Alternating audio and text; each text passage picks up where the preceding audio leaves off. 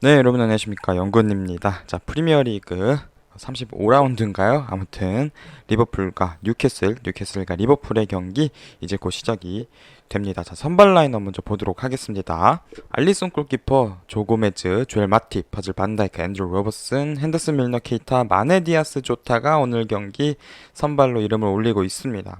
자, 일단 그동안 너무 빡빡한 일정을 치렀고 또 주중에 2차전 비아레알 원정 경기 있으니까 리버풀 로테이션 돌렸습니다. 자, 먼저 하는 경기인 만큼 좋은 결과 거둬서 시티에게 압박을 주는 것이 좀 필요해 보입니다. 자, 과연 어떤 경기 펼쳐질지 전반 좀 보고 오도록 하겠습니다. 들어갑니다. 나비 케이타. 네, 문제 없었고요. 핸더슨이 측면으로 잘 벌려줬었고 조타와 케이타의 원투 플레이가 굉장히 좋았어요. 네, 프리미어리그 35라운드 뉴캐슬과 리버풀의 경기 전반전 1대 0으로 리버풀이 앞선 채로 끝이 났습니다. 일단은 뉴캐슬 확실히 에디아우 감독 밑에서 이제는 굉장히 에디아우만의 축구, 우리가 그 본머스 시절을 기억하며 알고 있듯이 올라오는 그런 축구를 하려고 노력을 했습니다. 뭐 45분 내내 그랬던 건 아니고요. 리버풀이 집중하지 못하는 초반 한 10분 정도를 계속해서 압박을 했었고 또 그 이후로도 틈틈이 조금씩 리버풀이 좀 너무 편하게 후방에서 볼을 돌리지 못하게 하기 위해서 압박이 들어왔었죠. 그래서 이런 부분들은 뭐 에디하우라는 감독이 있다면은 당연히 좀 예상할 수 있는 부분이었고 한 10분 정도 몰아친 다음에는 그 이후로는 좀 수비적인 그런 플레이를 했었죠. 하지만 조금 아쉬운 점이 있다면은 지금 존조 셸비가 핸더슨을 어느 정도 대인 마크를 하고 있어요. 뭐 대인 마크라기보다는 핸더슨이 어느 정도 올라오면은 셸비가 보고 있다가 핸더슨을 막아주거나 혹은 리버풀이 골키퍼로부터 시작하는 빌드업을 할 때 핸더슨의 근처에 위치함으로써 어느 정도 핸더슨에게 볼이 가지 못하게 한다거나, 왜냐면 오늘 핸더슨이 원볼란테로 나왔거든요. 그래서 그런 역할을 맡고 있는데 셸비가 그런 역할을 제대로 수행을 하고 있느냐? 그건 좀 아닌 것 같아요. 좀 계속해서 놓치는 장면들이 나오고 있고, 기마랑이스는 제임스 밀너를, 조윌록이 이제 나비케이타 정도를 뭐 마크를 하는 건지 그냥 거기는 냅두는 건지, 아니면 케이타가 워낙 이제 좀 공간 찾아서 계속 들어가고 있다 보니까 그냥 수비수에게 맡기는 건지, 뭐 윌록은 좀 더 공격적인 움직임을 가져가고 있습니다. 그래서 이런 부분들을 어쨌든 뭐 밀록도 공격적으로 올라가고 기마랑이스는 밀너 마크하고 존조 셸비는 핸더슨 마킹하고 하면은 사실 이 수비수와 중원의 간격이 벌어질 수밖에 없어요.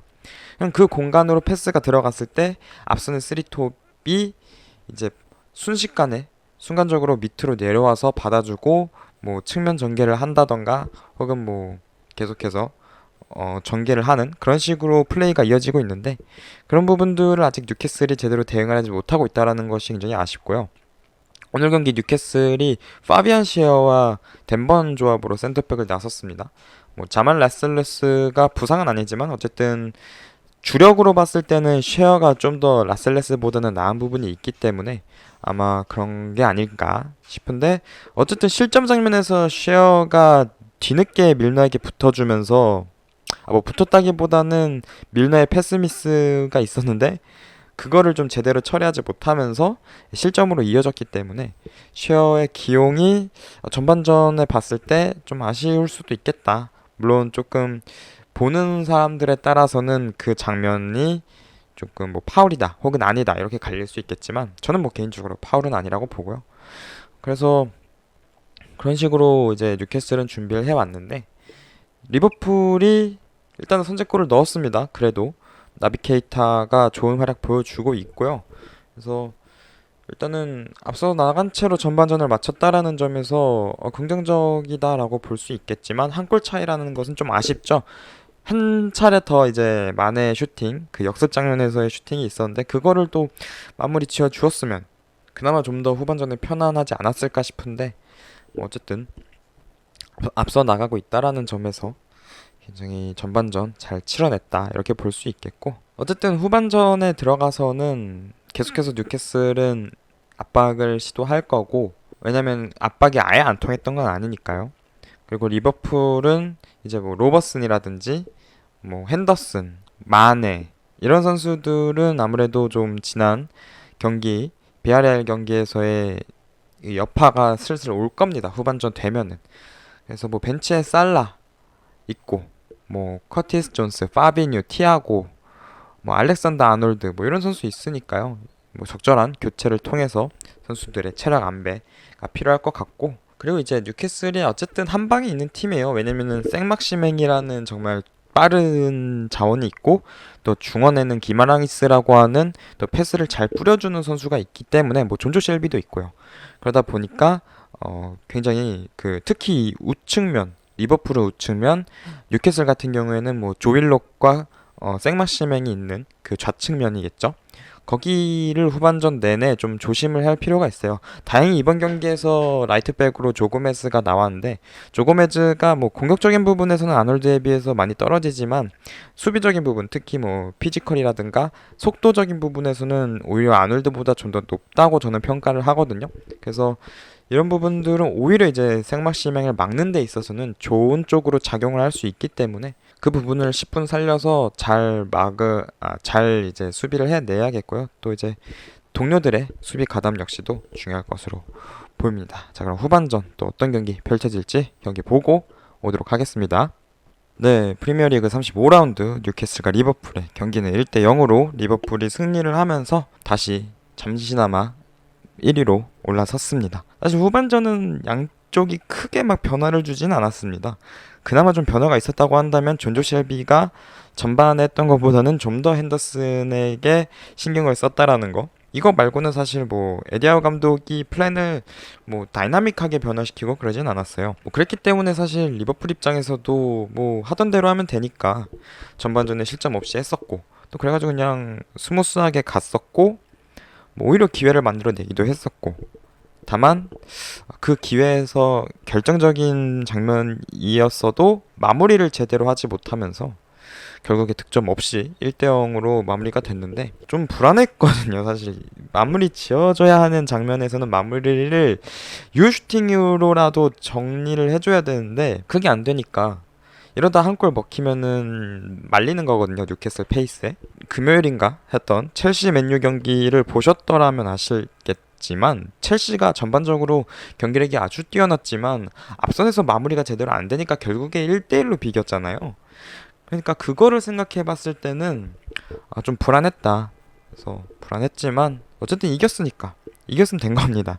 나비 케이타가 한 건을 해줬네요. 오늘 경기 풀타임 뛰면서 너무 좋은 활약을 보여주었고 사실 케이타가 이게 이 돌아가는 게 있어요. 로테이션이 못하다가 골 넣고 폼이 꽤 올라옵니다. 골을 넣으면 폼이 꽤 올라왔다가 다치고 다시 폼 떨어져서 그대로 좀 가다가 또 어느 순간 골 넣고 폼 올라오고 이게 막 돌아가는데 딱 좋은 타이밍에 좀 골이 터졌다라고 볼 수 있습니다. 왜냐면 이제 앞으로 남은 경기가 또 빡빡하게 3, 4일 간격으로 계속 패막전까지 이루어지기 때문에 그런 부분에서 케이타가 앞으로도 남은 경기 뭐 많진 않지만 다양한 방법으로도 활약을 해줄 수 있을 거라 생각을 하고요. 로버슨을 얘기 안 할 수가 없어요. 왜냐면 오늘 경기 또 막판에 정말 결정적인 수비 보여주기도 했지만 사실 오늘 이 선수는 지금 매 경기 선발로 나오고 있거든요. 근데도 지금 이렇게 뛴다? 사실 이번 경기 너무 빡빡했어요. 왜냐면은 목요일날 새벽 4시에 킥오프를 해서 6시쯤에 경기가 끝난 건데 한국 기준으로. 근데 지금 토요일 8시 반 경기잖아요. 그러면은 한 50시간 정도 휴식하고 지금 경기를 뛰는 거예요, 로버스는.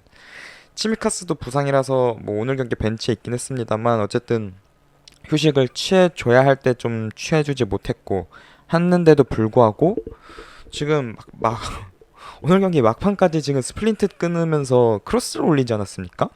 이거는 정말 로버트슨이 정말 대단한 레프트 백이다라는 것을 보여주는 또 하나의 그런 장면이지 않나 싶거든요. 또 이제 살라라든지 뭐 파비뉴, 티아고 이런 주전급 선수들이 또 교체로 들어오면서 상당히 경기가 안정이 되었고 편안하게 진행이 되었었죠.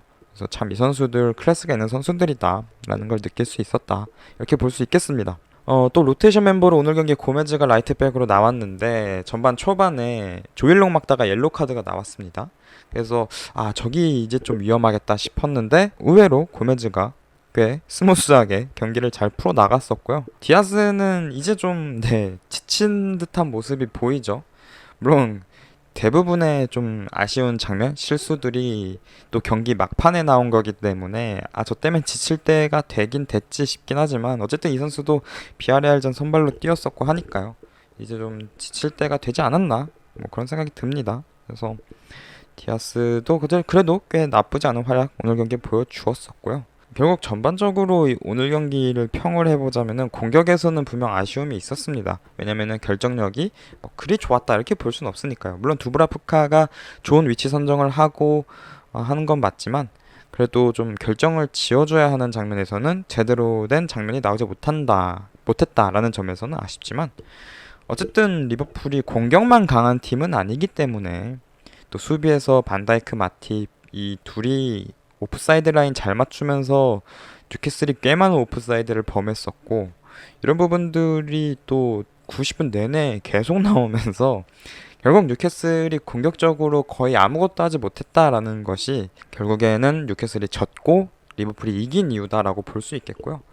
진짜 생각해보면 위협적인 장면이 개인적으로 위협적이었다라고 생각하는 장면은 기마랑이스의 80분 때 나왔던 중거리 슛.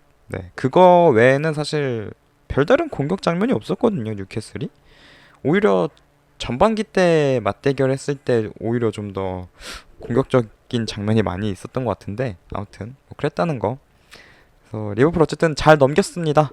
이번 경기 잘 치렀고 잘 쉬고 이제 비아레알전 임하면 될 것 같아요. 그래서 다음 경기 챔피언스리그 4강 2차전 비아레알과 리버풀의 경기입니다. 5월 4일 수요일 새벽 4시에 펼쳐지고요. 이 경기를 끝으로 챔피언스리그 파이널 파리에서 열리죠.